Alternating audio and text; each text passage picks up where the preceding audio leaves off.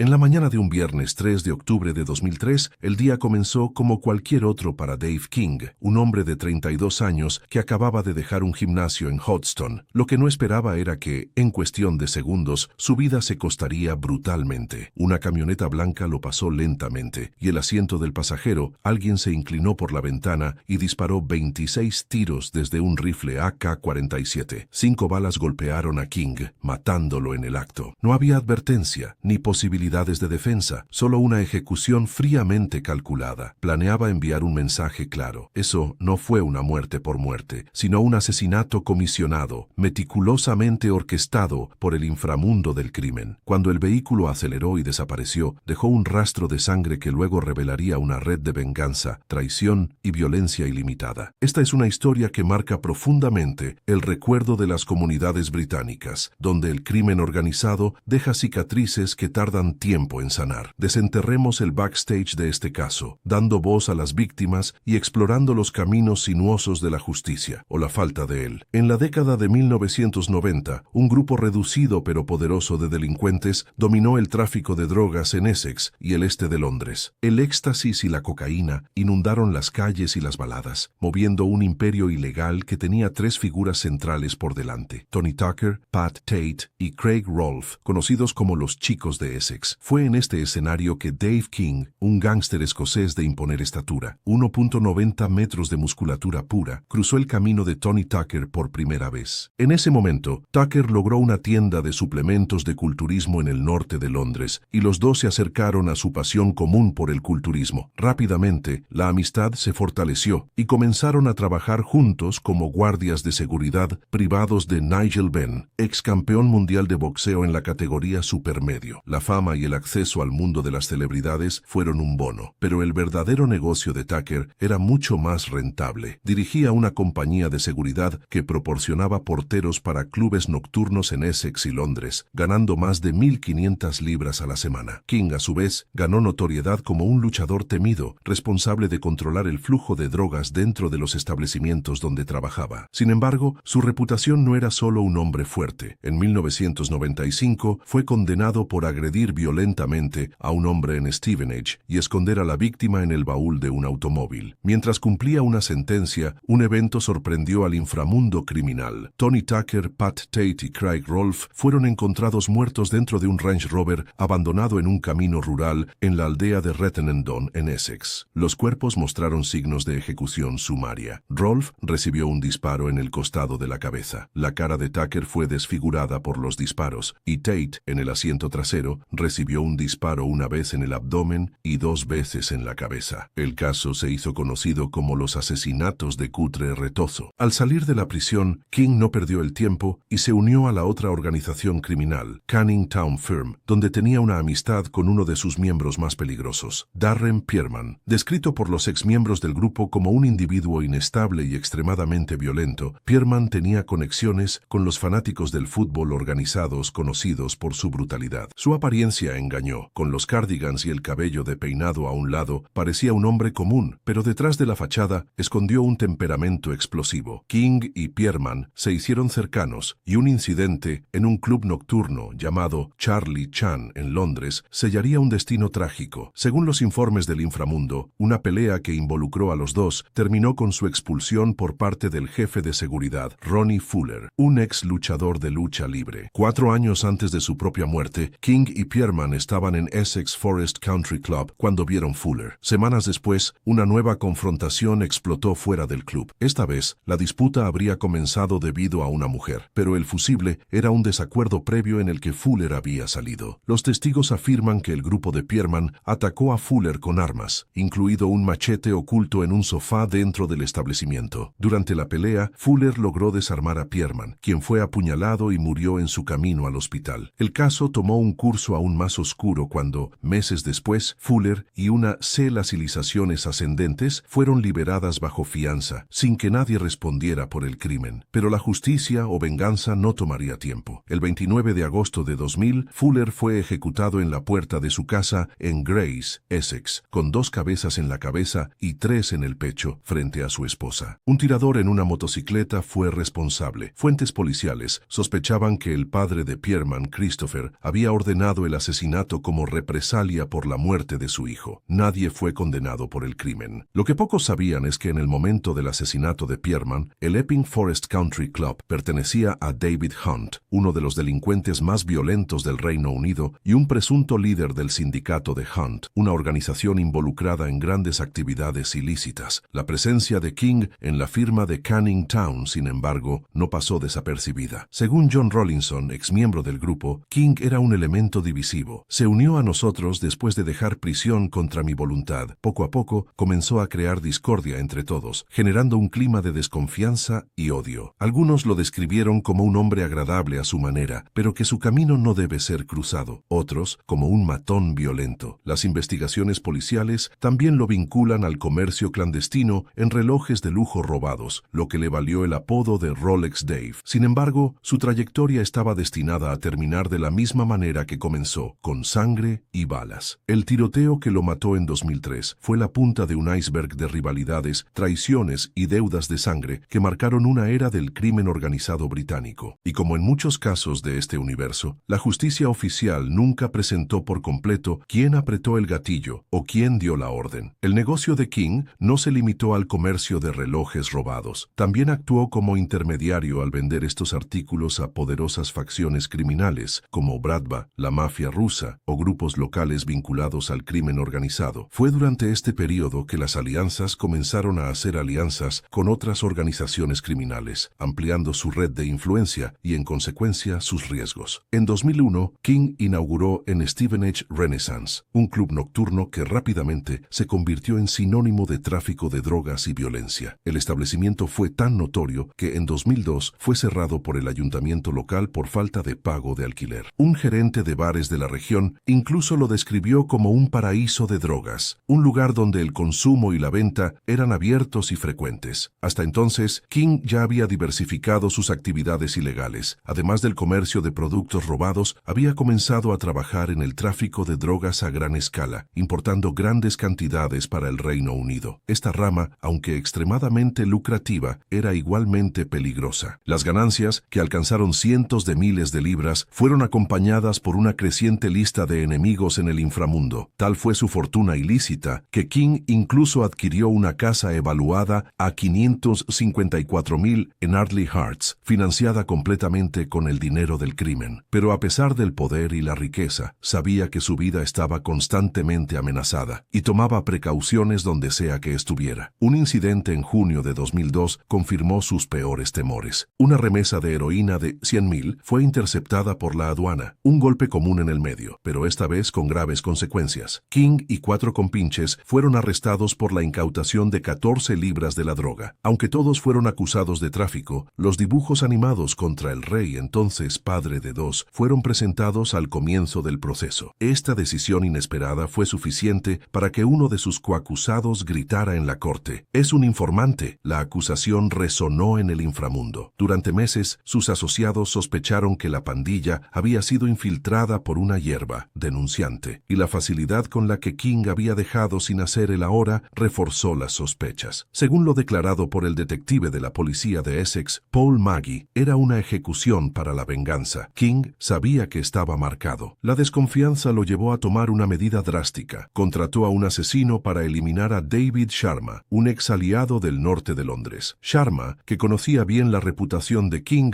un hombre de 1,90 y más de 120 kilos, apodado Músculos por su físico de culturista, estaba tan asustado que huyó al sur de Francia, adoptando una identidad falsa. Cuando 2 de los otros involucrados viven la incautación de la droga, Roger Vincent y David Smith se enteraron del plan contra Sharma, ofrecieron tomar represalias, matarían a King a cambio. La policía concluyó que esta era la razón detrás del asesinato. Vincent, nacido en Penbucks, y Smith, residente en Borehamwood, contrató a Dean Spencer, el ladrón armado de Manchester, para realizar el servicio. Spencer, entonces de 31 años, se organizó con un revólver Webley de 5 césped, cargado con 5 balas, y fue a King's House en Stevenage, acompañado de un cómplice. Sin embargo, cuando llegaron, sospecharon que el objetivo ya los estaba esperando, y no sin razón. King advirtió sobre una posible amenaza, estaba preparado, llevaba un chaleco a prueba de balas y tenía la protección de su guardia de seguridad, Ian Crocker. Frente a la estatura física de King y su fama de brute, Spencer perdió su coraje y abandonó la misión. El escape del tirador enfureció a Vincent, quien, cuando descubrió que tendría que hacer el trabajo solo, decidió tomar las riendas de la operación. Spencer fue arrestado más tarde por un robo a mano armada y bajo interrogatorio dijo a los investigadores los detalles del plan para matar a King. En su testimonio en la corte de la corona de Luton, admitió: «Cuando vi su tamaño y ese chaleco, supe que mi arma no haría nada». La confesión de Spencer selló el destino del rey. Ahora Vincent ya no tenía otra opción. Decidido a eliminar la amenaza, Vincent reclutó 33 años, David Smith, para actuar como conductor y cómplice en el asesinato. Consciente de que King usó protección balística, los dos obtuvieron una ametralladora húngara AK-47, una versión compacta del rifle Kalashnikov, con stock plegable, originalmente utilizado por paracaidistas y fuerzas especiales. El arma se transportó con municiones perforantes, capaz de cruzar chalecos. La planificación meticulosa fue coordinada por teléfono y los registros de las llamadas se convirtieron en piezas clave para que la policía reconstruya los movimientos de los involucrados. Con la evidencia forense, las imágenes de CCTV, los testimonios de testigos y las grabaciones de conversación, las autoridades pudieron establecer un retrato detallado del crimen, más tarde presentado en Vincent y Smith Trial. Los asesinos llevaban una camioneta blanca robada y un Mercedes también robado como autos de escape. Durante días persiguieron a King, esperando el momento ideal para actuar. La oportunidad se produjo el 3 de octubre de 2003, cuando King dejó el gimnasio de Limits Physical Limits en Brewery Road, Hoddesdon, acompañado por Crocker. Cuando se fueron, una camioneta blanca conducida por Smith se detuvo junto a King. Fue entonces cuando Vincent, en el asiento del pasajero, abrió fuego con AK-47, disparando al menos 26 tiros en ráfaga. 5 balas de perforación golpean el cofre, el brazo y la pierna. La ejecución, descrita en la corte como un asesinato clásico en movimiento, fue fulminante. Murió en el acto. Otros proyectiles atrapados en el auto de King golpearon a Crocker y perforaron las paredes del gimnasio. Algunos cruzaban el yeso y alcanzan el interior del lugar. Era la primera vez que se usaba un arma automática de esta manera en el Reino Unido. Los asesinos huyeron a alta velocidad, quemando los vehículos para borrar pistas. Pero cometieron un error fatal. No eliminaron toda la evidencia. Cerca de la camioneta carbonizada, la policía encontró un guante de plástico desechado. Dentro de ella, la impresión palmar de David Smith. El día después del crimen, una pareja que caminó a orillas del agua de Breydon en Great Yarmouth vio a un hombre arrojando una bolsa deportiva roja en el agua antes de correr. Al rescatar el objeto, descubrieron un AK-47 y una munición adicional en el interior. Las pruebas balísticas confirmaron que era la misma arma utilizada contra el rey, un rifle que originalmente pertenecía a las autoridades de la prisión húngara. La investigación no se detuvo allí. En el cargador curvo de la ametralladora se encontró una muestra de ADN Smith. Ya en una toalla en la bolsa, la saliva de Vincent lo vinculó directamente con el crimen. Surgieron otras pruebas. Las fibras de una sola alfombra, encontradas en un apartamento utilizado por Vincent, se ubicaron en otra toalla. Las imágenes de CCTV, a su vez, mostraron a Smith usando un sombrero característico en una estación de servicio de Hoddesdon en la mañana del crimen. El análisis de los registros telefónicos móviles reveló algo aún más revelador. Minutos después del asesinato, las llamadas fueron hechas de Hoddesdon a un área cerca de King's Lynn, conectando a Vincent y Smith directamente a David Sharma. Hacia las llamadas tenían un propósito siniestro: informar al Sharma que la misión había sido cumplida. No era ningún servicio. Sharma, luego fugitivo y casado por Interpol por su participación en la desaparición del rey, tenía motivaciones personales para eliminar al rival. El círculo cerró con el arresto de un cuarto hombre, Julian Elus, de 38 años, residente de High Wycombe en Buckinghamshire. Fue condenado por obstruir la justicia al ayudar a Vincent a esconderse después del crimen, proporcionar refugio y fondos para que el asesino huya de la policía. Vincent, detenido poco después del tiroteo, no mostró remordimiento durante los interrogatorios. Por el contrario, se jactó de su imperio criminal a los detectives, afirmando que ganaba $250,000 al año en efectivo de una cadena de clubes nocturnos que controlaba en el este de Inglaterra. Su estilo de vida era riqueza ilegal. Condujo un Aston Martin DB7 convertible valorado en $100,000 y tenía propiedades de lujo, incluida una casa de Hertfordshire y una propiedad de $1 millón en Londres. Pero la fachada se derrumbó cuando el tribunal congeló activos de 1.6 millones, incluidas 7.500 en cuentas bancarias, debido a que sus recursos estaban vinculados al tráfico tráfico de drogas y el lavado de dinero. Las investigaciones pintaron un retrato aterrador de Vincent. Un detective involucrado en el caso lo describió como un hombre de estatura media, pero con una reputación aterradora. Cada vez que mencionamos el nombre de Vincent en el inframundo, la gente estaba aterrorizada. No era físicamente imponente, pero su fama como un hombre de armas y un hombre violento lo precedió. Esta violencia sistemática selló su destino. Padre de 4 hijos, Vincent fue sentenciado a una penalización mínima de 30